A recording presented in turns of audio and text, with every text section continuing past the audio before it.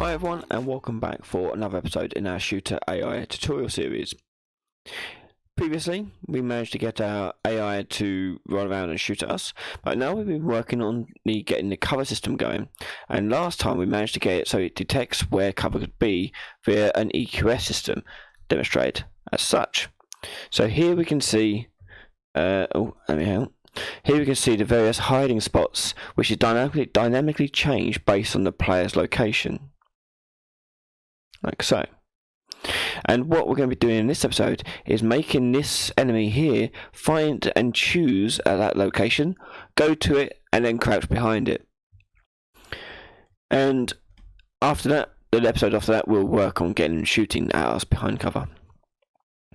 Okay, so let's get this ball rolling. So the process of this is there's a few steps in this. So let's go into our find cover EQS we have set up here. Now currently we've only got it generating the points. We now need to determine which ones we want to use.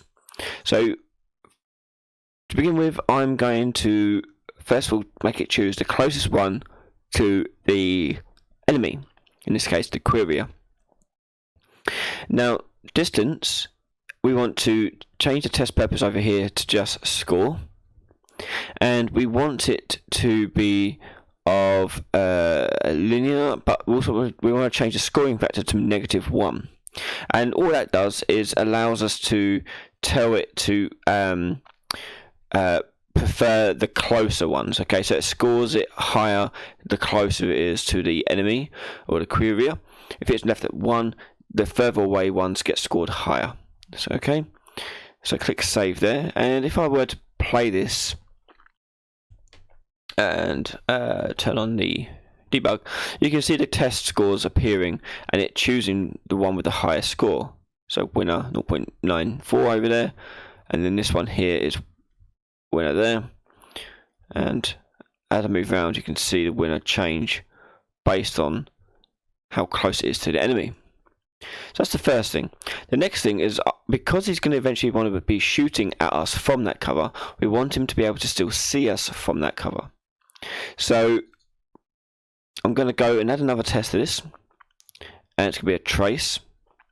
And my trace to courier invisibility, I'm not going to be tracing to the courier, I'm going to be tracing to the player context. And click save. I think we'll leave this ball match on. I can never remember which way around it goes.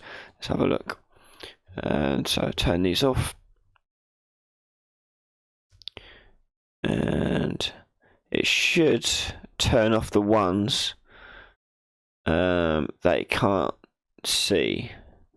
I think it's ball match needs to be turned off. So turn off ball match and play. Okay, so that's correct. So if I hide around here, it should be turning off ones that you can't see. The player doesn't seem to be doing the trick. Why is that case?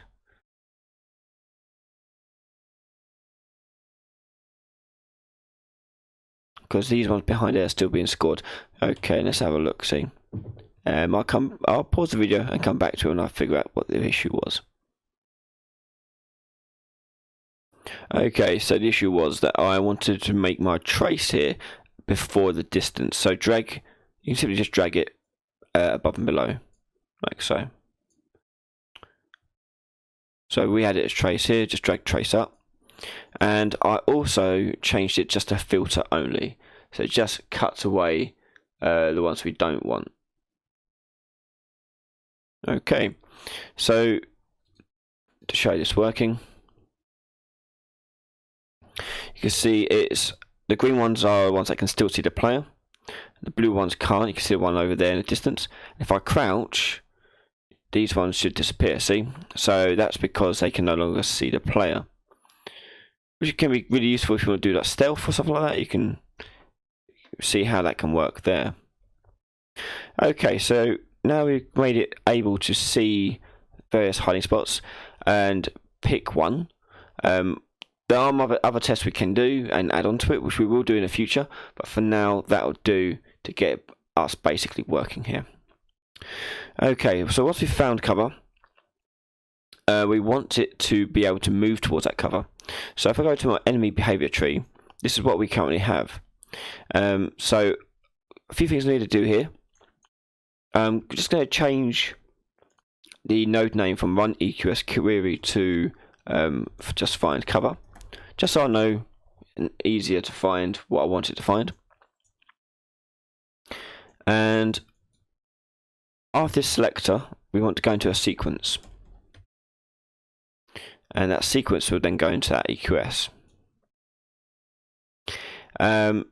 This is because we're going to be running a sequence, because we're going to find the cover, and this cover is going to return a move target location, and then we're going to tell it to actually move to a certain location.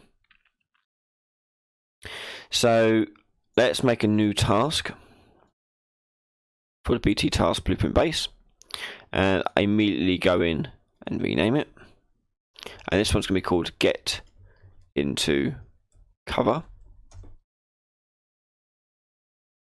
and we can need the execute AI. Okay, this is going to do two things. It's going to take a move location from the EQS, so that's going to require a blackboard key. So my blackboard key, I need a variable in here to pass that into it. So do bb underscore location. Let's call it move, and change the variable type here to a blackboard key selector, and tick the editable tick box. Click compile. Once we've got that, we are going to drag that out, choose get, and then from there we can get the blackboard value as vector, and that's going to get the actual vector location of our blackboard key, and then from there we can do a move to location or actor, and the controller will go to there. Goal location's here, and when the move is finished, we are going to be then telling it to crouch and hide behind the cover. So to accomplish that, we need to set up a function on our enemy character. So find your enemy character, and we'll make a custom event called enter cover, and enter cover event is just basically going to set up a variable. Actually, don't have to do a variable. We can just go and tell it to crouch. So here I'm going to go. Actually, no, we'll do a variable. We'll go variable and go is in cover, and drag that out as a boolean and tell it to be set to true. Then from there we can tell it to crouch. When we're doing the crouching, we want to make sure the character movement has it enabled. So click on your character movement and just search for crouch, and you want to make sure that it is ticked on. Okay, so yours may not be ticked on, just tick that on and now allow it to actually crouch. Click compile, and when we've done that, we'll go back into the get into cover task that we've been working on, and then from the controlled pawn we're going to drag this out and cast that to the enemy,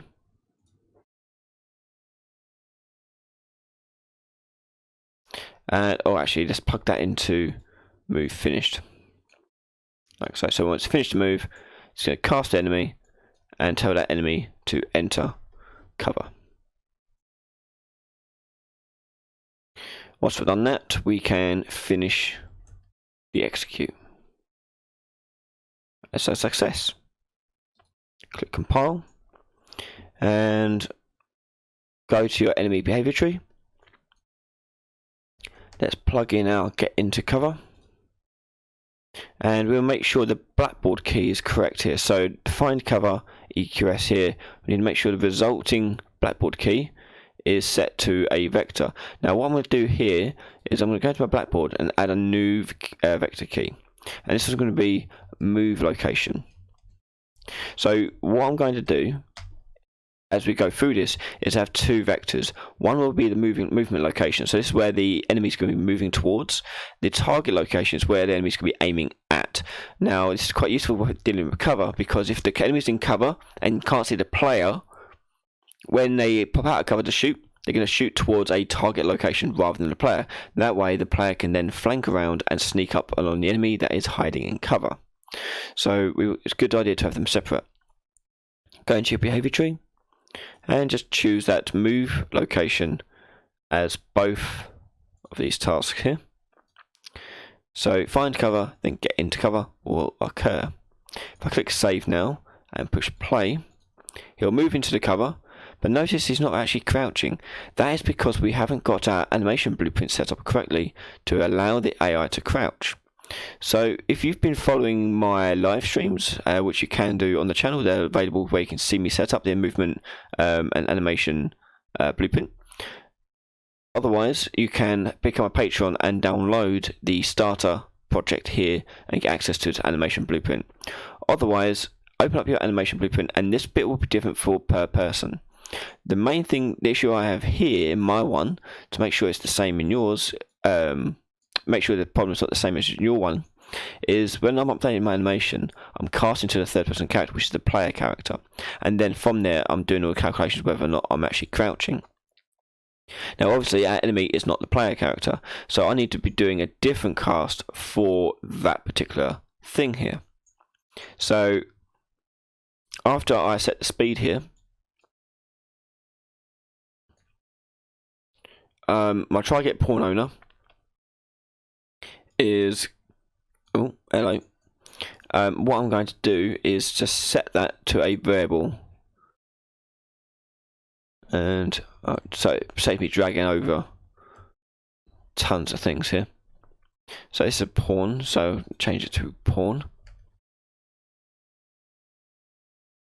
and drag that out and choose set, plug that into there like so. So now I can just plug in the pawn owner here, rather than having loads of lines crossing all over the place. You can just do this. So drag another kept pawn owner out, cast to, this time I'm going to do character, so that means it'll work for the player character and the enemy because they both inherit from the character class. So from here I can get the character movement component, and that component has a function called is crouching, which then can be plugged into this boolean here.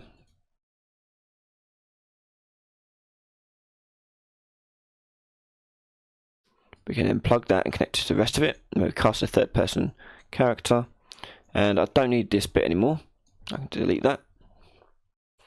And then I will calculate the pitch and yaw. In fact, let's do the calculate pitch and yaw at the start here, that way the enemy can use it as well. So I'm just going to move all this to the side a bit and just plug that in like so, and click compile. Now we've got that separated out, it should be able to, there you go, crouch behind the cover. So now we've got the enemy crouching behind cover, we're going to be then eventually telling it to start shooting from cover and intermittently shoot from cover, duck and hide, then wait a bit and then shoot again, wait a bit, shoot again, and so forth. So that's what we will be working on in the next episode. If you have any questions, don't forget to ask them in the comments below, and don't forget to subscribe if you haven't done so already. If you want to catch the next episode right now, head over to patreon.com/Ryan Laley, where you can watch the next episode right now for as little as $1, as well as many other videos in our tutorial series and other series going forwards. You can join our Discord, and rest assured that you're knowing that you're supporting this channel just as well as these people here. Thank you very much to everyone who has supported. It means so much that everyone's supporting me to do this. And yeah, I can't wait to see you in the next episode. So catch us next time, and I'll see you later. Bye bye.